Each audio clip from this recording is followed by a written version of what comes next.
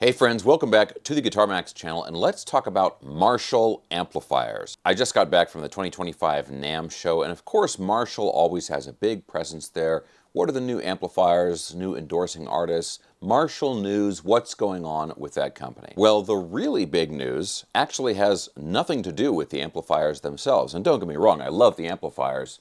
I've got one right here.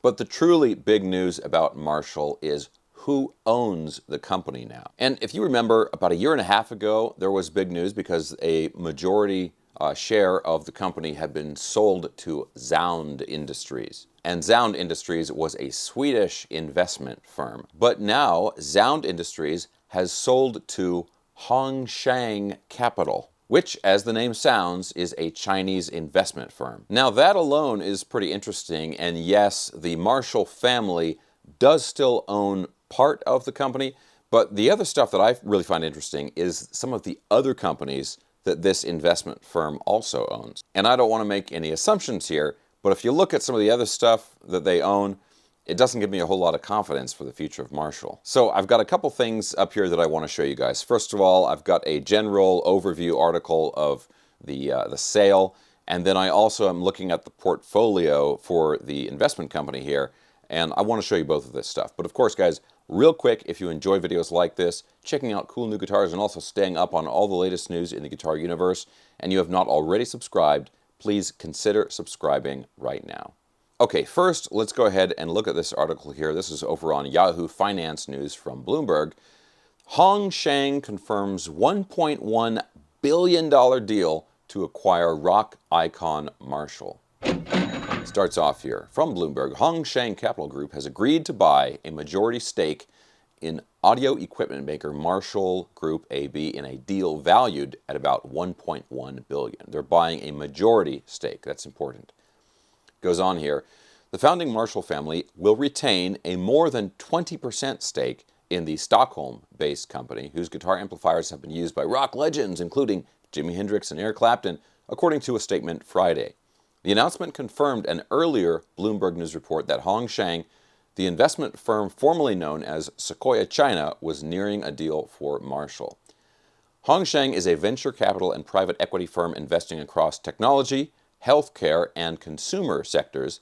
Since its foundation in 2005, it has backed more than 1,500 companies, including Alibaba Group Holding, BYD Company, and ByteDance. ByteDance is the parent company of TikTok.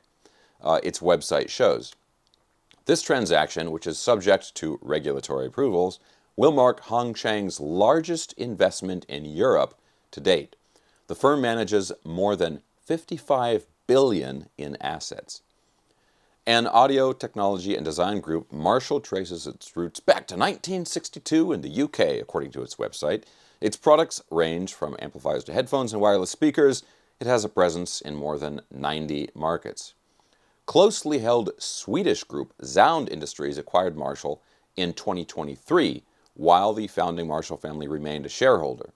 The transaction also included Natal Drum's Marshall Records and the Marshall Live Agency. Okay, guys, as always, I'm going to have a link for this original article down in the video description below. But let's go over and look at the portfolio for Hongshang Capital Group. Now, a lot of this stuff is going to be stuff that you don't really recognize.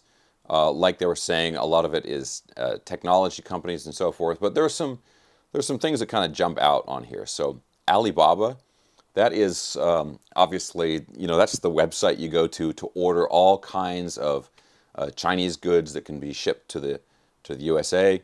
And a lot of people kind of complain about that website because a lot of it is like knockoff stuff. I mean, you can get all kinds of cheap knockoff guitars, Chibsons and everything from Alibaba. Now, if you go down here, you also see Boss, but that is not Boss like pedals and stuff. It's just a completely different company with the same name. Then we see ByteDance here. ByteDance is a technology company operating a range of content platforms, okay? ByteDance is the parent company of TikTok, obviously been in the news a lot lately with it being banned in the US and then unbanned, and we'll see what happens later on with TikTok. Right below that is Canva, which a lot of people use for graphic design and so forth. Also, if you scroll further down to the S section, they've got Shein, which is another super popular online shopping platform, mostly for like clothing and jewelry, things like that. I'm sure many of you husbands out there can relate. My wife is a huge Shein fan, I would argue addict even. There's also a lot of like medical related companies, like at the end here, Zia Lab is a biopharmaceutical company based in Shanghai. So if you look at their and this is not even their entire portfolio, this is just kind of a highlight reel, right? But if you look at the stuff that they have purchased and invested in, it's all technology-based stuff. And a lot of it is, I guess, more modern companies, right? And a lot of it is like consumer goods, things like that. So for them to be buying Marshall, to me, it's a little bit outside of what they would normally do. And at the same time, that article is saying that this is going to be one of the largest investments, or the largest European investment the company has made so far. So in some ways, they're kind of stepping out of their comfort zone a little bit here. Now, the big concern, and maybe this is just, I'm doing some speculating here. I want to make that clear. Speculation, I should say. I'm not speculating on the market. But anyway, I think the big concern might be when you look at companies like Shein or Alibaba, which are kind of famous for producing cheap knockoff items, and then you're also getting Marshall at the same time. I think those two are probably not a good mix. The Marshall brand has already been applied to all kinds of stuff that's not amplifiers, right? They do like wireless headphones and Bluetooth speakers and mugs and t-shirts and refrigerators, right? If you want to give something a little bit of an extra cool factor, right, then you put the Marshall brand name on it. That's kind of how it's been treated. So are we now going to get this tidal wave of Marshall branded like cheap stuff? The other big question is Sound Industries in Sweden. Why did they only hold on to Marshall for like a year and a half, and then relatively quickly they're selling it to this Chinese firm? It was a really big deal when the company was sold to Sound Industries, but now it doesn't seem to have really amounted to much because they only owned it for a little while. Now look, I'll give you my position on this. As long as the Marshall brand still produces great amplifiers, I don't really care too much about what other things the company wants to do.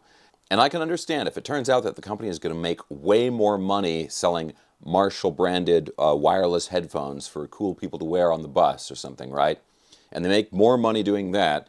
And so they're like, yeah, we're going to keep doing that. We're going to keep doing more Marshall branded refrigerators. Whatever. I don't care if that success can then support the core of the company, right, to keep producing the Marshall amplifiers. And then they don't have to worry so much about that part of the company being profitable when they've got all this other stuff. If it works out like that, I'm totally fine with it.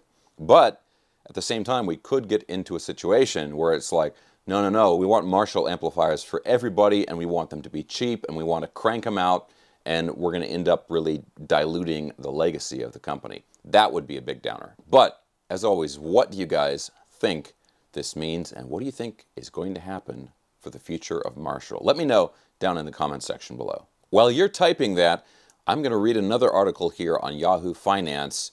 What happened to hanging out on the street? Hard-hitting journalism right there. Anyway, guys, I'm not going to bore you with that.